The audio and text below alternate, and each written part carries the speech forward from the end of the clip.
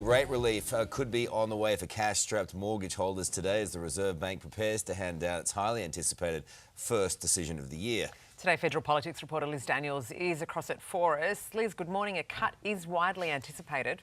It is, Carl and Sarah, after years of pain, but it's certainly not a done deal by any stretch. The cash rate has been on hold at 4.35% for more than a year now after a crippling 13 hikes between April 2022 and November 2023. Today, the big tip is for that flat line to start trending down. A 25% point basis cut is widely predicted, which would take the rate down to 4.1%. And this is the reason for that expectation. The Reserve Bank's been closely watching the rate of inflation as it has been coming off the boil over the last 2 years from that high of 7.8% down. Now it's sitting at 2.4%. That's well within what you can see as the Reserve Bank's target range, though underlying inflation does sit just outside the range at 3.2%, so that could be enough for the bank to hold off today. But what would a rate cut mean for your mortgage? Well, on the average Australian mortgage of around $665,000, modelling from Mozo shows that lowering the rate today could save you about $104 a month on your repayments. It'd take, though, between 6 and 12 months for families to really start to feel that relief in their bank accounts, though. Jane, Sarah and Carl, this morning, the Prime Minister's also sweating on this decision. Anthony Albanese could look to use this cut, if it comes, to sell his economic credentials, saying that this plan for relief has now worked. Yes, indeed. Thank you. Thanks, Liz. A deliberate house fire which claimed the life of a young woman in a case of mistaken identity has now been linked to Melbourne's illegal tobacco wars. Live to Today Melbourne reporter Christina Hearn. Good morning to you, Chris. Detectives have released some fresh information this morning. Jane, detectives from the Arson and Explosive Squad have released this chilling vision from the home's Ring camera. You can see two men approach the house. One looks like he's carrying a jerry can before the house erupts into flames. They've also released CCTV of a dark-coloured car similar to a BMW X3.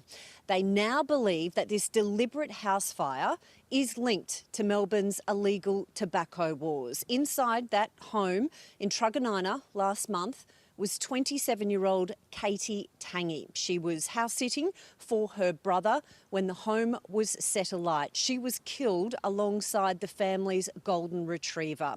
Police believe that this fire was a case of mistaken identity, that the family is innocent altogether, that simply the thugs targeted the wrong home. Detectives have described this as a despicable and senseless act. That is why they are releasing this CCTV this morning. They hope that it sparks someone to come forward with information and, Jane, lead to an arrest. OK, Christina Hearn, thank you. Breaking news now, crisis talks are underway in Europe this morning as leaders unite to discuss the ongoing war in Ukraine and Donald Trump's diplomacy blitz with Russia. Live to Nine's Europe correspondent Reid Butler. Reid, European leaders have now been excluded from the peace talks. That is correct, Jane, and to be frank, they're a little bit spooked here, these European leaders, rattled by Donald Trump's version of diplomacy. They have two key concerns. Number one, that the US president is giving too many concessions to his Russian counterpart, Vladimir Putin, when it comes to working out a way to end the war in Ukraine. They fear that he wants to do it on Russia's terms. The second concern they have is that they've been excluded from discussions about a war that is playing out in Europe. So this is what we've got now, these crisis talks, an emergency meeting hastily convened underway right now in Paris.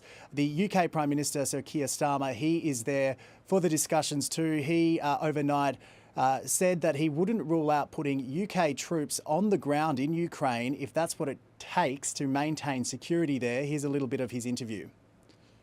The immediate question is the future of Ukraine, and we must continue to put Ukraine in the strongest possible position, whatever happens next, and to make sure that if there is peace, and we all want peace, that it is lasting. So on the flip side here, you have American officials arriving in Saudi Arabia ahead of crucial talks that will be underway there tomorrow. Among them, the US Secretary of State Marco Rubio, you can see him there. He, along with some other officials, will be meeting with Russian officials tomorrow. At the top of the agenda, we'll be discussing the war in Ukraine. Not invited to those discussions, Jane, anyone from Ukraine. Okay, US correspondent Reid Butler, thank you. To breaking news now on the assault of a swimming pool lifeguard in Melbourne's southeast, with 3 men and 2 teenage boys now charged. It's alleged the 19-year-old, on patrol at an aquatic centre in Narre Warren last month, was set upon when he tried to eject the group for bad behaviour. That group, aged between 17 and 19, have been bailed and are due back in court in the coming months. To more breaking news overseas now, where Pope Francis is being treated for a respiratory infection that requires more time in hospital. Live to 9 Europe correspondent Edward Godfrey. Edward, crowds have been gathering for the pontiff. They have, Jane. Pope Francis has been in hospital for 3 days and it appears as though his condition is becoming more serious. A spokesperson for the Vatican today saying the results of the medical tests carried out over the past few days have shown a polymicrobial infection of the respiratory tract, which has led to a further change in therapy. All tests carried out to date are indicative of a complex clinical picture that will require appropriate hospitalisation.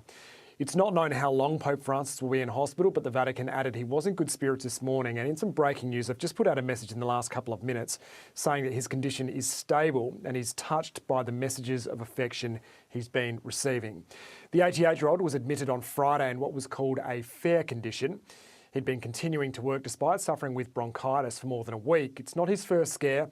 2 years ago, the Argentinian-born Pope was admitted to hospital with pneumonia and then once again for a hernia. He also had part of one lung removed as a young man due to an infection. Well wishers have been gathering outside the hospital with a statue of Pope John Paul II, Jane, them and millions around the world praying for Pope Francis. Edward Godfrey, thank you.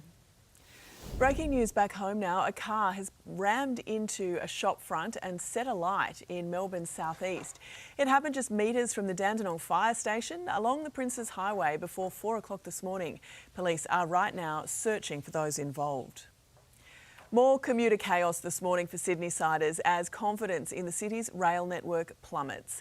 Today's Sydney reporter Jack Hahn has the very latest live from Revesby in Sydney's southwest. Jack, are we expecting any major delays on the trains today? Well, good morning to you, Jane. I have just gotten off the phone with Transport for New South Wales and I have very good news to bring to you. At the moment, there are 0 cancellations on the train network. In fact, 96% of Sydney trains are running on time. And I tell you what, that is essentially as good as it gets. It certainly suggests there has not been any mass sickies like there were on Friday. It may or may not have to do with the fact that Transport for New South Wales is reportedly weighing up whether or not they will now ask drivers and guards for medical notes, for doctors' notes, to prove that they are indeed sick when they call in sick and are not engaging in unprotected industrial action. We know the roads, though, may be the real worry this morning. Tuesday, traditionally the busiest day behind the wheel, and yesterday the lack of confidence in the Sydney Trains network sent people behind the wheel, triggering traffic jams of more than 20 kilometres per hour. So we will keep an eye out on that, Jane. Okay, Jack, thank you.